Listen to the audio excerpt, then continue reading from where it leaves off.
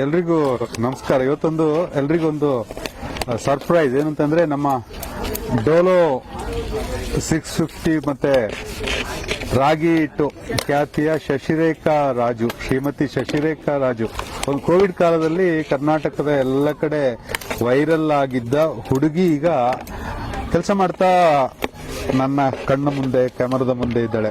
ಶಶಿರೇಖಾ ನಮಸ್ತೆ. ನಮಸ್ತೆ ಸರ್. ಏನ್ ವೈರಲ್ ಆದ್ಮೇಲೆ ಏನಾದ್ರೂ ಜೀವನದಲ್ಲಿ ಏನಾದ್ರೂ ಬದಲಾವಣೆ ಆಯ್ತಾ?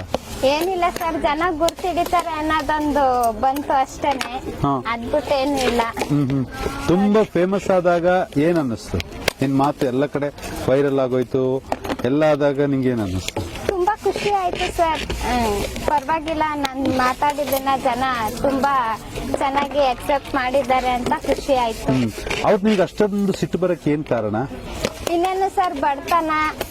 ನಾವಿವತ್ತು ದುಡ್ದು ತಿನ್ನೋರು ಕೊರೋನಾ ಟೈಮಲ್ಲಿ ಹಂಗ್ ಲಾಕ್ ಡೌನ್ ಮಾಡಿ ಕೂರಿಸ್ಬಿಟ್ರೆ ನಮ್ಮಂಗೆ ಎಷ್ಟೋ ಜನ ಅಲ್ಲಿ ದುಡ್ದು ಅಲ್ಲಿ ತಿನ್ನೋ ಬಡವ್ರು ಸರ್. ಎಲ್ಲೋಗಿ ಊಟ ಮಾಡ್ಬೇಕು, ಹೆಂಗೆ ಇದ್ ಮಾಡ್ಬೇಕು ಸರ್? ಅದಕ್ಕೋಸ್ಕರ ನಂಗೆ ಕೋಪ ಬಂದು ಆ ತರ ಮಾತಾಡಿದೆ. ನಿಜವಾಗ್ಲೂ ಕೋಪ ಬಂದಿತ್ತಾ ಅಥವಾ ಬೇರೆ ಏನಾದ್ರೂ ಕಾರಣಕ್ಕೆ ಕೋಪ ಬಂದು? ಇಲ್ಲ ಇಲ್ಲ ಸರ್, ಇವಾಗ ನೀವ್ ಹೆಂಗೆ ಅನ್ಎಕ್ಸ್ಪೆಕ್ಟ್ ಆಗಿ ಸಿಕ್ಕಿ ಮಾತಾಡಿಸ್ತಿದ್ದೀರಾ, ಅವರು ಹಂಗೇನೆ ಬಂದು ಮಾತಾಡ್ಸಿದ್ದು ಅಷ್ಟೇನೆ. ಪಾಪ ಅವ್ರಿಗೆ ಗೊತ್ತಿಲ್ಲ ನಾನು ಅಷ್ಟೊಂದು ರ್ಯಾಶ್ ಆಗ್ಬಿಡ್ತೀನಿ, ಅಷ್ಟೊಂದು ಇದ್ರಲ್ಲಿ ಮಾತಾಡ್ತೀನಿ ಅಂತ. ಅಷ್ಟೊಂದು ರ್ಯಾಶ್ ನಿಜವಾಗ್ಲೂ ನಿನ್ ಸ್ವಭಾವದಲ್ಲೇ ರ್ಯಾಶ್ ಆಗಿ ಮಾತಾಡೋ ಗುಣ ಇದೆಯಾ ಅಥವಾ ಹೇಗೆ? ಸರ್, ಅದು ನನ್ನ ಹುಟ್ಟು ಗುಣ ಸರ್. ನಾನು ಏನೇ ಹೇಳ್ಬೇಕು ಅಂದ್ರೂ ಡೈರೆಕ್ಟ್ ಆಗಿ ಹೇಳ್ಬಿಡ್ತೀನಿ, ಸ್ಟ್ರೈಟ್ ಫಾರ್ವರ್ಡ್ ಅಂತಾರಲ್ಲ ಹಂಗೆ. ಕೆಲವು ಉದಾಹರಣೆ ಕೂಡ ಅಂದ್ರೆ ನೀನ್ ಸಣ್ಣ ವಯಸ್ಸಲ್ಲಿ ಈ ತರ ಸಿಟ್ಟು ಬಂದು ನೀನು ಡೈರೆಕ್ಟ್ ಆಗಿ ಮನಸ್ಸಲ್ಲಿ ಏನಿದೆ ಅದನ್ನ ಸ್ಟ್ರೈಟ್ ಫಾರ್ವರ್ಡ್ ಆಗಿ ಮಾತಾಡಿ ಅಪ್ಪನ ಕೈಯಿಂದ ಅಮ್ಮನ ಕೈಯಿಂದ ಬಯಸ್ಕೊಂಡಿದ್ದು? ಹ್ಞೂ ಸರ್, ನಮ್ಮ ಅಮ್ಮನ ಕೈಲಿ ತುಂಬಾ ಬಯಸ್ಕೊತಿದ್ದೆ. ಯಾಕಂದ್ರೆ ಅವ್ರೇನಾದ್ರು ಈಗ ನಮ್ಮ ಅಪ್ಪ ಏನಾದ್ರು ಮಾಡ್ಬಿಟ್ರೆ, ನಮ್ಮಮ್ಮ ಏನಾದ್ರು ನಮ್ಮ ಅಪ್ಪಂಗೆ ಏನಾದ್ರು ಸುಳ್ಳು ಹೇಳ್ಬಿಟ್ರೆ ನಮ್ಮ ಅಮ್ಮನ ಎದುರಿಗೆ ನಮ್ಮ ಅಪ್ಪಂಗೆ ಹೇಳ್ಬಿಡು, ಇಲ್ಲ ಕಣಪ್ಪ ಇವಳು ಸುಳ್ಳು ಹೇಳ್ತಾಳೆ ಮಮ್ಮಿ ಹಿಂಗೆ ಮಾಡಿದ್ಲು ಅಂತ ಹಂಗೆ. ಆಮೇಲೆ ಸ್ಕೂಲಲ್ಲೂ ಅಷ್ಟೇನೆ, ಯಾರಾದ್ರೂ ಎದುರುಗಡೆ ಏನಾದ್ರು ತೀಟೆ ಗೀಟೆ ಮಾಡ್ಬಿಟ್ಟು ಸರ್ಗಳ ಜೊತೆ ಇಲ್ಲ ಅಂತ ಅಂದಾಗ, ಇಲ್ಲ ಸರ್ ಇವ್ರು ಈ ತರ ಮಾಡಿತಾ ಇದ್ರು ಅಂತ ಹೇಳ್ತೀನಿ.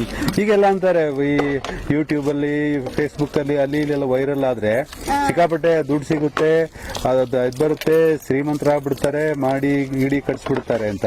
ಆದ್ರೆ ನಮ್ ಶಶಿರೇಖಾ ಈಗ್ಲೂ ಕೂಡ ಕೆಲಸನೇ ಮಾಡ್ಕೊಂಡು ಬರ್ತಾ ಇದಾರಲ್ಲ, ಹೆಂಗಿರೋದ್ ಚಂದನ ಅಥವಾ ದುಡ್ಡು ಮಾಡ್ಕೊಂಡು ಬಿಂದಾಸ್ ಆಗಿರೋದ್ ಚಂದನ? ಸರ್, ಬೇನಾಮಿ ಆಸ್ತಿ ಮಾಡಿ ಅದೇನು ಬೇನಾಮಿ ಆಸ್ತಿ ಮಾಡಿ ಸೋಕಿ ಮಾಡ್ತಾಳೆ ಅನ್ನೋದಕ್ಕಿಂತ ನಿಯತ್ತಾಗಿ ದುಡ್ದು ತಿನ್ನೋದು ನೆಮ್ಮದಿ ಸರ್. ಈಗ ನಿನ್ನ ದುಡಿದ ಜೀವನ ಹೆಂಗಿದೆ?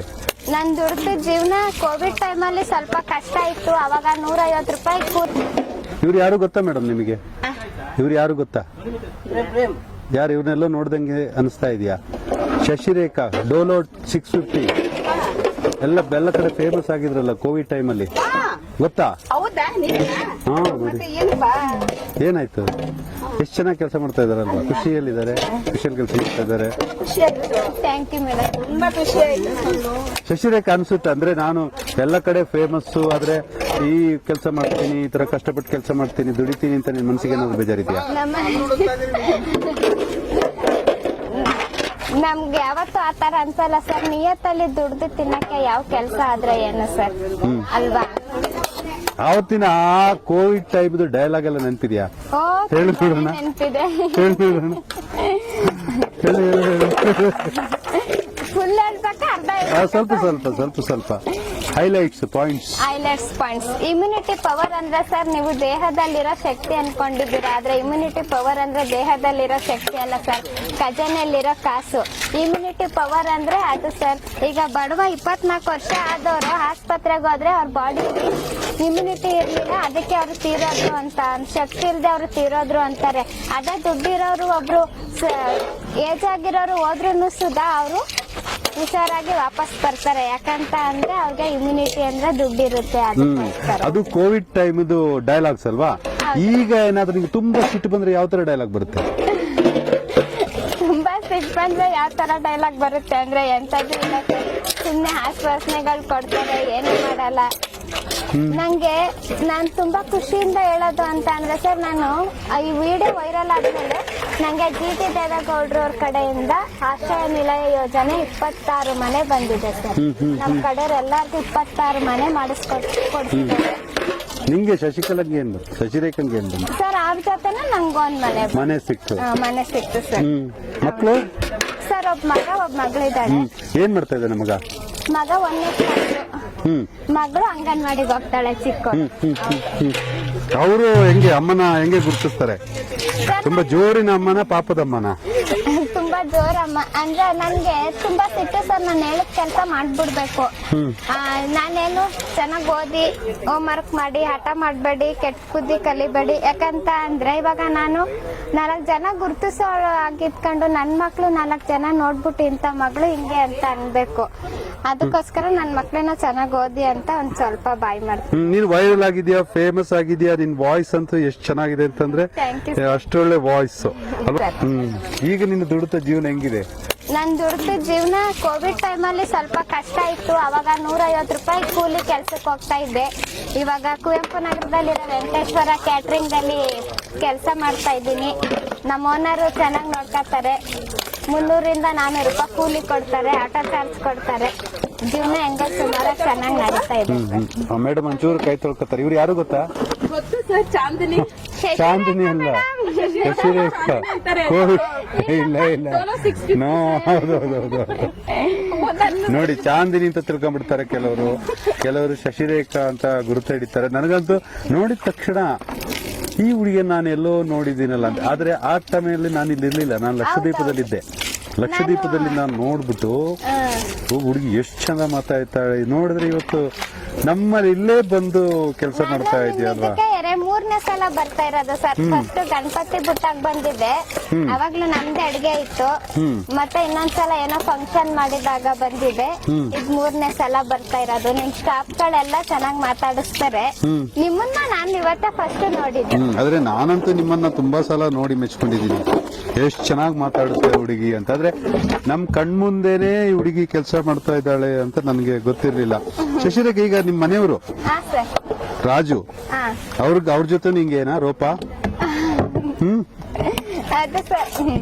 ಹೌದಾ? ರಾಜು ಏನ್ ಮಾಡ್ತಾರೆ? ರಾಜು ಅವರು ಸರ್ ಕಾಯಿ ಲೋಡ್ಗೆ ಹೋಗ್ತಾರೆ. ಮಾರ್ಕೆಟ್ ಅಲ್ಲಿ ಕಾಯಿ ಲೋಡ್ ಮಾಡ್ತಾರೆ. ಚಂದ್ರಪಟ್ಟಣ ಸಂತ ಇರುತ್ತಲ್ಲ ಸರ್, ಅಲ್ಲಿ ತೆಂಗಿನಕಾಯಿ ಮೂಟೆ ಬರೋದು. ಶಶಿರೇಖಾ, ಈಗ ನಿಮ್ಮಂತವ್ರು ಇಷ್ಟು ದಿಟ್ಟವಾಗಿ ನೇರವಾಗಿ ಮಾತನಾಡುವವರು ಬೇರೆ ಎಲ್ಲೋ ಇರ್ಬೇಕಿತ್ತು ಅಂತ ಅನ್ಸುತ್ತೆ ನನಗೆ. ಅಂದ್ರೆ ರಾಜಕಾರಣದಲ್ಲಿ ಇರ್ಬೇಕು, ಅಥವಾ ಬೇರೆ ಯಾವ್ದಾದ್ರು ಸರ್ಕಾರಿ ಕೆಲಸದಲ್ಲಿ ಇರ್ಬೇಕು, ಸಮಾಜ ಸೇವೆಯಲ್ಲಿ ಇರ್ಬೇಕು ಅಂತೆಲ್ಲ ಅನಿಸ್ತಾ ಇರುತ್ತೆ. ಆದ್ರೆ ನಿಂಗೆ ಇಲ್ಲೇ ಇರೋದು ಖುಷಿನ, ಅಥವಾ ಇನ್ನೇನೋ ಆಗ್ಬೇಕು ಅಂತ ಏನೋ ಸಣ್ಣ ವಯಸ್ಸಲ್ಲಿ ಕನಸಿತ್ತು? ಸರ್, ನನ್ಗೆ ಈ ರಾಜಕೀಯ ಅನ್ನೋದಕ್ಕಿಂತ ನನ್ನಂತ 4 ಜನ ಬಡವ್ರ ಪರ ಓಡಾಡ್ಬೇಕು, ಸಮಾಜ ಸೇವೆ ಮಾಡ್ಬೇಕು ಅನ್ನೋದು ನಂಗೆ. ಬಡವರು ಯಾಕೆ ಬಡವರಾಗಿ ಉಳಿತಾ ಇದ್ದಾರೆ? ಬಡವರಾಗೆ ಉಳಿತಿದ್ದಾರೆ ಅಂದ್ರೆ ಒಳ್ಳೆ ಏನಂತಾರೆ ಸೌಲಭ್ಯಗಳು ಇಲ್ಲ ಸರ್. ಹಂಗಾಗಿ ಬಡವರುಗಳಿಗೆ ಯಾವತ್ತೂ ಬಡವರಾಗೆ ಇರ್ತಾರೆ, ಶ್ರೀಮಂತರು ಶ್ರೀಮಂತಾಗಿ. ಇದೊಂಥರ ವಿಷ ಚಕ್ರ ಇದ್ದಂಗಲ್ವಾ, ಅದ್ರೊಳಗೆ ಸುತ್ತಾ ಇರ್ತಾರೆ. ಇದರಿಂದ ಹೊರಗೆ ಬರೋದು ಹೆಂಗೆ? ಅಲ್ಲಿ ನೀರು ತುಂಬಾ ಜಾಸ್ತಿ ಇದೆ. ಎಕ್ಸಾಂಪಲ್ ನಿಮಗ್ ಕೊಡ್ತೀನಿ. ಅಲ್ಲಿಗೆ ಅದ್ ಸಾಕು, ಆ ಗಿಡಕ್ಕೆ ನೀರ್ ಸಾಕು.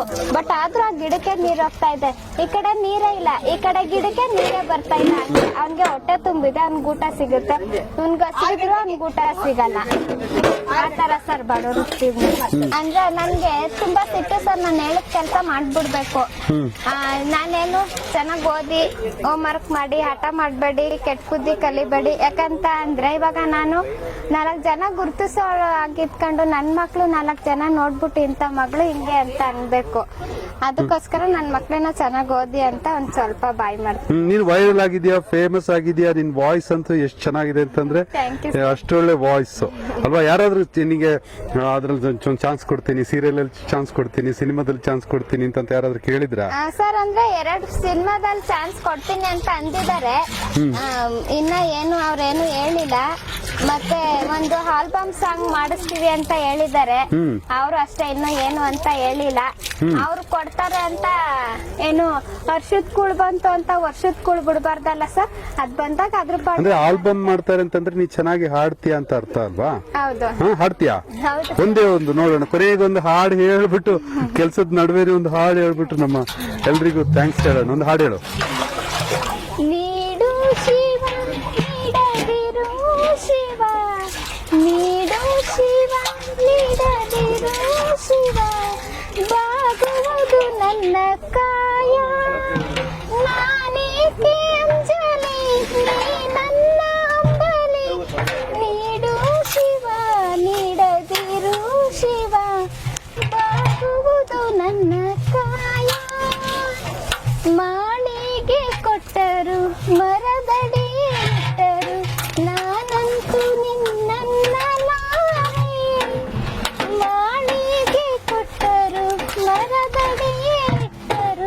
ನಾನಂತೂ ನಿನ್ನ ಲಾರೆ ಸಾರಂಗ ಮನಕ್ಕೆ